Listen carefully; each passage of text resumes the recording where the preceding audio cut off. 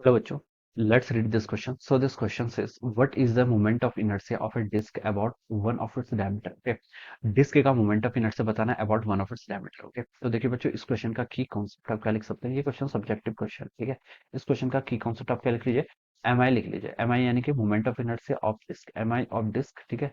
About diameter लिख लीजिए, सिर्फ इतना ही लिख लीजिए, ठीक है. वो तो हमें कैलकुलेट करना ही है. तो moment of inertia of disk देखिए आपका किसके इक्वल होता है. मान लीजिए आपके पास कोई डिस्क है, ठीक है. मैं इसको देखिए यहाँ पर 3D मतलब ऐसे ज्योमेट्री बना रहा हूँ, ठीक है. ये आपकी कोई डिस्क है, ठीक है.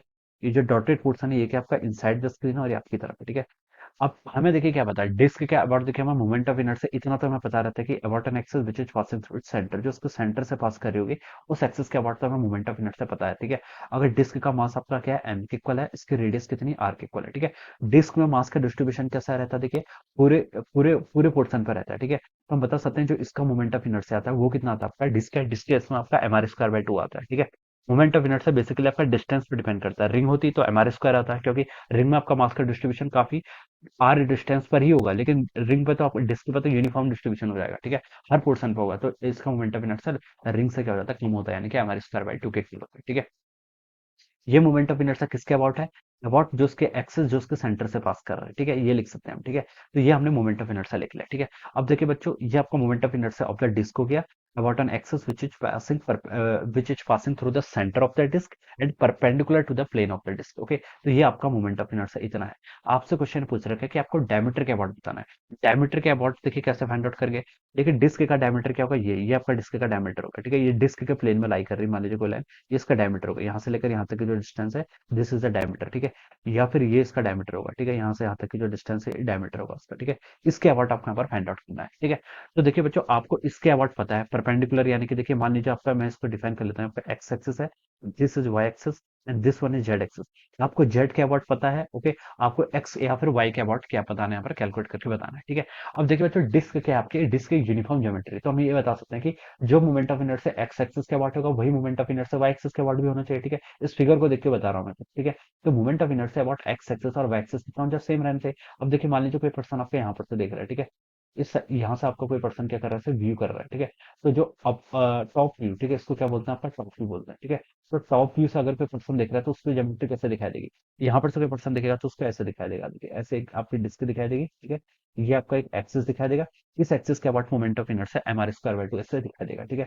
अब मैंने डायमीटर के अबाउट पूछा है. डायमीटर के अबाउट दिखा क्या मतलब है, देखिए ये आपका डायमीटर है, इसका डिस्क का डायमीटर ये जाएगा, ठीक है. ये आपका क्या डायमीटर है, ठीक है. उससे देखिए आप कैसे दिखाई देगा, ऊपर से देखेगा तो उसे ये एक्सिस देखिए आपका एक्स एक्सिस दिखाई देगा, और ये वाला एक्सिस क्या दिखाई देगा, ऐसे वाई एक्सिस दिखाई देगी, ठीक है.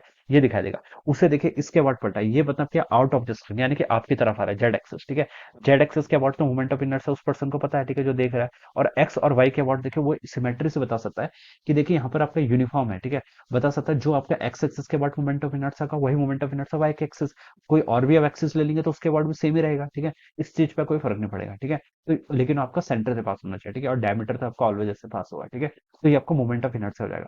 आपको देखिए जेड एक्सिस के अबाउट पता है, आपको एक्स या फिर वाई एक्सिस के अबाउट कैलकुलेट करके बताना है. और आप इसको इतना भी पता है कि एक्स और वाई एक्सिस के अबाउट आपका मोमेंट ऑफ इनर्शिया क्या रहेगा, सेम रहेगा. तो हम किसका यूज करेंगे, अब हम यहाँ पर परपेंडिकुलर एक्सिस थ्योरम का यूज करेंगे. किसका यूज करेंगे, परपेंडिकुलर एक्सिस थ्योरम, ठीक है. परपेंडिकुलर एक्सिस थ्योरम बोलती है कि आपके अगर आपकी जो कोई भी प्लेनार है, ठीक है, कोई भी आपका प्लेनार सरफेस है, ठीक है, प्लेनार ऑब्जेक्ट है, इसके अगर हम देखिए एक्स और वाई के अबाउट जो मोमेंट ऑफ इनर्शिया होता है, इन दोनों का समीशन आपका क्या होगा, जेड एक्सिस के मोमेंट ऑफ इनर्शिया के इक्वल होगा. क्या लिख सकते हैं आपका, आई जेड, यानी कि moment of inertia about Z axis, it must be equal to the moment of inertia plus X axis plus आपका moment of inertia about Y axis, ठीक है. ये आपका इक्वलेंस है. दिस इज द स्टेटमेंट और theorem for the perpendicular axis theorem. ये आपकी perpendicular axis theorem का क्या स्टेटमेंट है, ठीक है.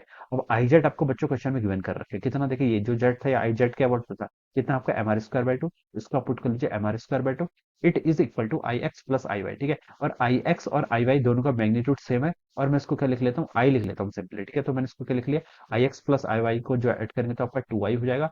और आई बच्चों कितना हो गया यहाँ से आपका M R square by four के, ठीक है. So this will be the new moment of inertia. ये क्या हो जाएगा आपका, मोमेंट ऑफ इनर्शिया हो जाएगा.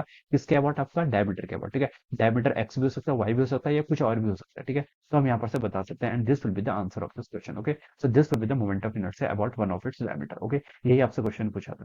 तो जस्ट आपकी एप्लीकेशन थी किसकी, आपकी परपेंडिकुलर एक्सिस थ्योरम की. So I hope you all understood this concept. All the best and thank you so much.